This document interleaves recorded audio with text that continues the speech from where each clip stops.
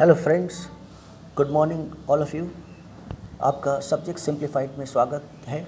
आज हम करने वाले हैं West Bengal board class 9 geography का लेसन रिसोर्सेज का third and the last part. Okay, आज का हमारा टॉपिक रहेगा मिनरल ऑयल्स के ऊपर।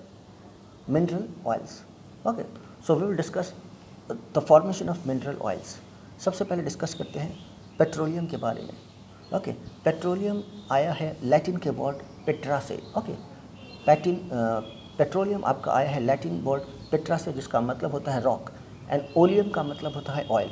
तो पेट्रोलियम यानी कि रॉक का बना हुआ oil. Okay, the oil that is found in rocks. तो चट्टानों से जो तेल बनकर निकलता है उसे पेट्रोलियम कहा जाता है, या फिर रॉक ऑयल या mineral oil. Okay, mineral oil okay दो तरह से बनता है, एक ऑर्गेनिक और एक इनऑर्गेनिक तरह से। साइंटिस्ट का कहना है कि जो पुराने सड़े गले पौधे के अवशेष हैं, ओके, पशुओं के जो अवशेष होते हैं जो चट्टानों के नीचे ओके लंबे समय के लिए दब जाते हैं, उन्हें हम ओके धीरे धीरे 5-6 मिलियन वर्ष बाद ओके जिस रूप में देखते हैं दैट इज़ पेट्रोल। ओके, तो ये जो डेड रिमेन्स होते हैं of plants and animals, okay, जो युगों पहले मर जाते हैं, they get trapped under the rock. Okay, वो कौन सा रॉक होता है? That is called sedimentary rock. Sedimentary rock जिसमें सैंड के और सैंड के और स्टोन के बहुत ज़्यादा पार्टिकल्स जमा होते हैं, उसी के नीचे ट्रैप्ड होकर ये जो ऑर्गेनिक मैटर है, plants and animals, dead animals हैं, ओके, वो दब जाते हैं। ओके, जो टर्शियरी एज में जो एनिमल्स दब गए थे, ओके, उन्हीं के अवशेष आज बदल जाते हैं किसके अंदर? पेट्रोल के अंदर। फिर पेट्रोल बनने का पेट्रोलियम बनने का दूसरा तरीका है that is inorganic. Russian scientist साकिनिन ने बताया है कि mineral oil is formed as a result of chemical reaction. Okay, जब पानी का रिएक्शन कार्बाइड के साथ होता है, सेडिमेंट्री रॉक्स में प्रेजेंट कार्बाइड के साथ जब वाटर का रिएक्शन होता है, तो उस केस में भी पेट्रोलियम का फॉर्मेशन होता है। And this process is inorganic, क्योंकि इसमें लिविंग थिंग्स इन्वॉल्व नहीं है। और friends, on the basis of differences in chemical composition, mineral oil can be classified into 3 types. Okay, उनके केमिकल कॉम्पोजिशन को देखते हुए मिनरल ऑयल्स को हम 3 कैटेगरी में बांट सकते हैं, उनका 3 क्लासिफिकेशन कर सकते हैं। पहला है पैराफिन बेस्ड ऑयल, फिर दूसरा है एसफाल्ट बेस्ड ऑयल, और तीसरा है मिक्स्ड बेस्ड ऑयल। ओके, तो पहले को चर्चा करते हैं paraffin based oil. This oil contains high amounts of light hydrocarbon. Okay, तो इस ऑयल में बहुत कम मात्रा में आपको हाइड्रोकार्बन देखने को मिलता है। हाइड्रोकार्बन मतलब वो एलिमेंट, ओके, वो कंपाउंड जिसमें हाइड्रोजन और कार्बन दोनों ही प्रेजेंट हो। एग्जांपल है मीथेन। तो पैराफिन बेस्ड क्रूड ऑयल के अंदर आपको मीथेन की मात्रा देखने को मिलती है कम अमाउंट में।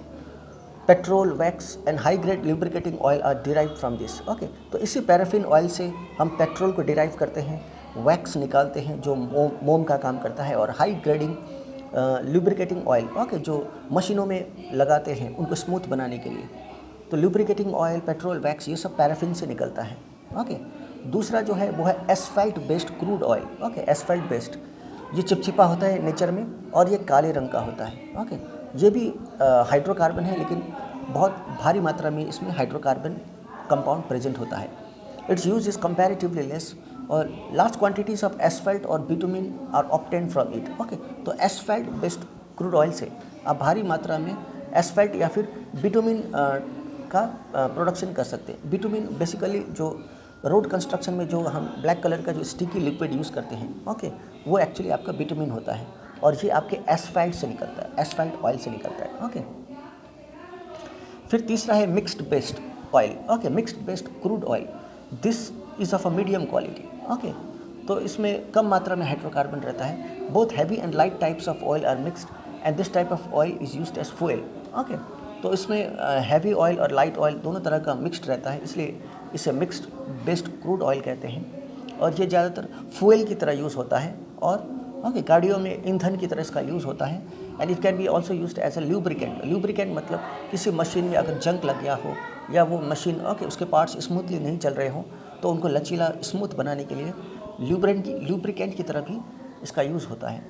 The chemical composition of this type of oil varies. Okay, इसका जो केमिकल कॉम्पोजिशन है वो बाकी दो के मुकाबले थोड़ा सा अलग है in terms of quantities and locations. Okay,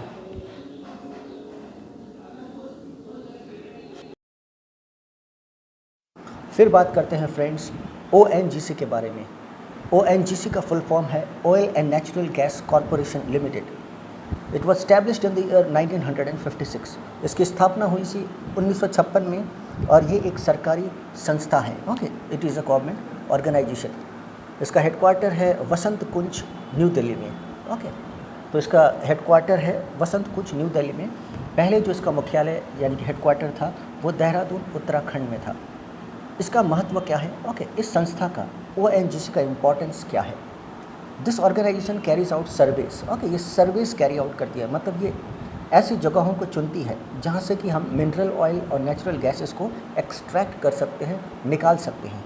okay, तो बेसिकली इनका काम सर्वे करने का होता है और ऐसे जगह को लोकेट करने का, पता लगाने का होता है जहाँ पर मिनरल ऑयल और नेचुरल गैसेस के खजाने मिल सकते हैं। Most of the mineral oil of India is hold up by this organization. जितने भी मिनरल ऑयल्स अभी इंडिया में पाए जाते हैं वो सारे इसी ऑर्गेनाइजेशन ने पता लगाए हैं। ओके, देश भर में कहाँ कहाँ हमें मिनरल ऑयल और नेचुरल गैस का रिजर्व्स या डिपॉजिट्स मिल सकता है, उन लोकेशन को ट्रैक करना और वहाँ से इन मिनरल्स को एक्सट्रैक्ट करके निकालना इस ऑर्गेनाइजेशन का रिस्पॉन्सिबिलिटी है। It also operates in various other countries outside India, और इसका जो ऑपरेशन है, जो इसका फंक्शन है, वो देश के बाहर भी है। ओके, तो ONGC देश के बाहर भी फंक्शन कर। फिर फ्रेंड्स हम बात करते हैं फॉसिल फ्यूल के बारे में। Okay, when sediments are laid down layer by layer, जब ये सेडिमेंट्स होते हैं, सेडिमेंट्स क्या होते हैं? मिट्टी और पत्थर के जो कंकड़ पत्थर, मिट्टी के जो पार्टिकल्स होते हैं, वो लेयर बाय लेयर, परत दर परत, ओके, समुद्र के गहराई में, समुद्र के अंदर जमा होने लगती है। ओके, बिल्कुल समुद्र के तल के अंदर ये जो सेडिमेंट्स है, ये जो पत्थरों के कण, बालू, मिट्टी के कण धीरे धीरे लेयर बाय लेयर, परत बाय परत समुद्र में जमा होने लगते हैं। ओके, तो remains of plants and animals gate trapped. तो जो मरे हुए पौधे, पशु जो बहकर इन्हीं कंकड़ पत्थर बालू के साथ चले आए हैं, वो सब यहाँ पर ट्रैप्ड हो जाते हैं।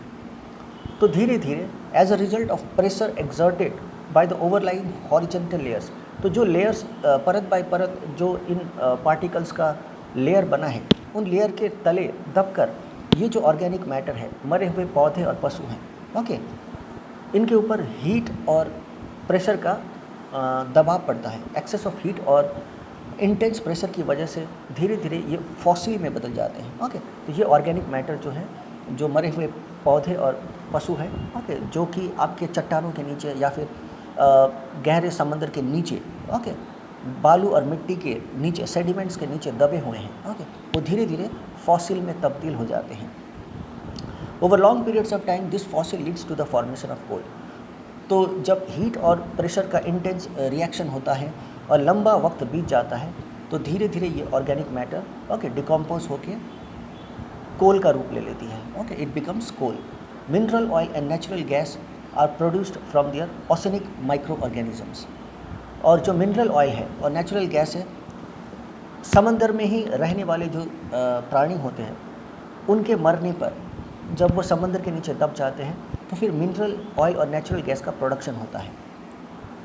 जैसे कि बैक्टीरिया हो गए, छोटे छोटे पौधे हो गए, जो सी वाटर में ही रहते हैं, उनके मरने पर और पत्थरों के नीचे, सेडिमेंट्स के नीचे दबने पर मिनरल और नेचुरल गैस हम ऑब्टेन करते हैं। All these are sources of fuel. ये सब फ्यूल की तरह, ईंधन की तरह काम करते हैं।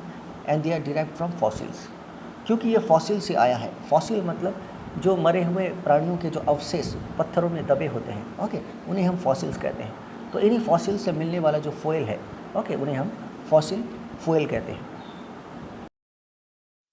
फिर फ्रेंड्स हम देखते हैं कि भारत में कितने ऑयल रिफाइनरीज़ हैं और इन ऑयल रिफाइनरीज़ का लोकेशन कहाँ कहाँ पर है। Okay, so there are 23 oil refineries in India.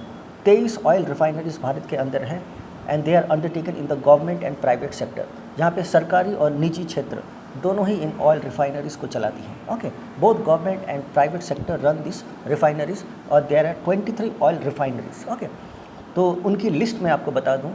23 oil refineries में खास करके आपका है असम में है दिग्बोई, गुवाहाटी, बोंगाईगांव। गुजरात में सबसे इम्पोर्टेंट है कोयाली, जामनगर। ओके, तमिलनाडु में है मनाली, नापाटिनम। महाराष्ट्र में है ट्रॉम्बे। वेस्ट बंगाल में सबसे इम्पॉर्टेंट ऑयल रिफाइनरी है आपका Haldia. Okay, this is very important. 1 mark का क्वेश्चन यहाँ से बनता है कि सबसे important oil refinery West Bengal के अंदर कौन सी है? The answer is Haldia. Okay, फिर आंध्र प्रदेश में है तातीपाका, विशाखापट्टनम, बिहार में बरौनी, उत्तर प्रदेश में मथुरा, हरियाणा में पानीपत, केरला में कोची, कर्नाटक में मैंगलोर, पंजाब में भटिंडा।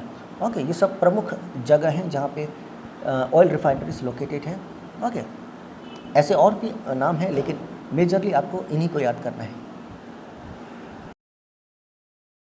फिर हमारा नेक्स्ट इम्पॉर्टेंट टॉपिक है mineral oil is found only in sedimentary rocks. Okay, आपका जो मिनरल ऑयल है वो बाकी रॉक्स में अवेलेबल क्यों नहीं होता, वो सेडिमेंट्री रॉक में ही क्यों मिलता है?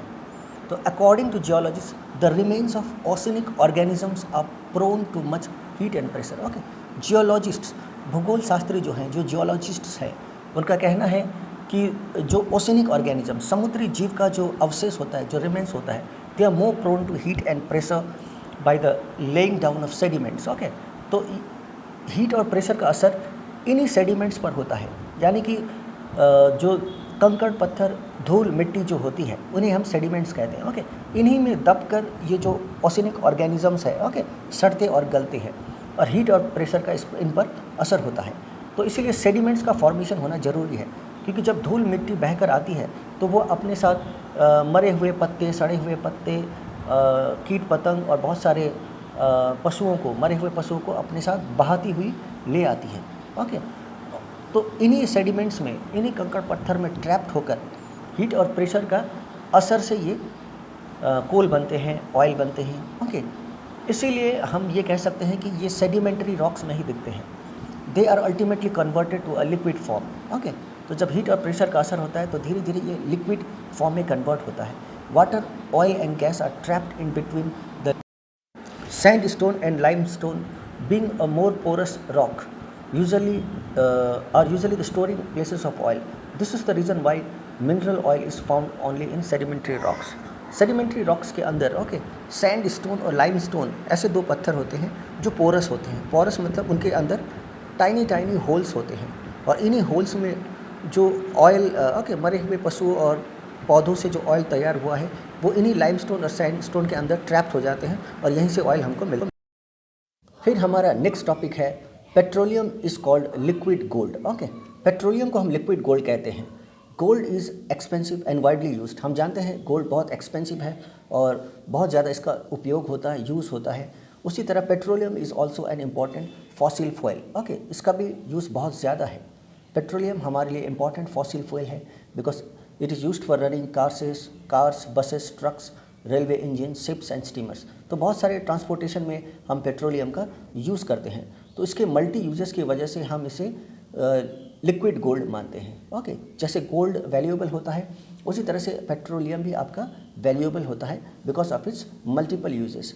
In modern times transport system is dependent on petroleum.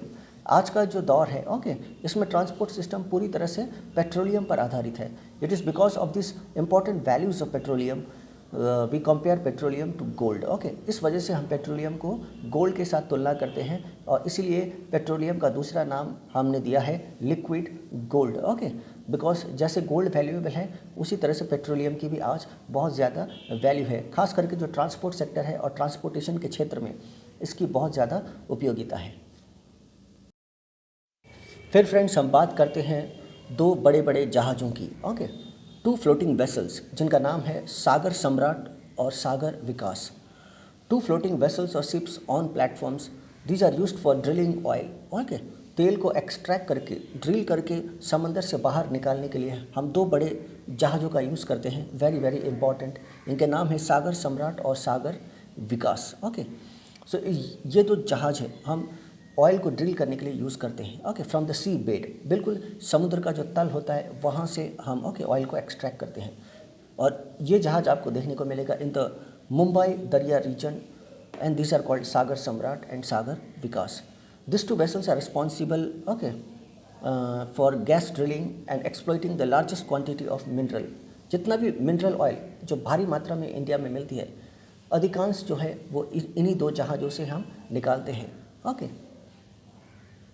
फिर यहाँ बात आती है कि पेट्रोलियम के बाई प्रोडक्ट्स क्या क्या हैं। ओके, जब हम पेट्रोलियम बना लेते हैं तो उससे हम और कौन कौन से प्रोडक्ट्स या डेरिवेटिव्स निकाल सकते हैं।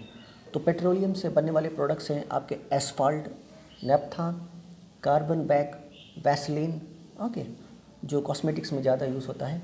All these are used as raw material. Okay, बहुत सारी इंडस्ट्रीज़ में हम इनका यूज़ करते हैं।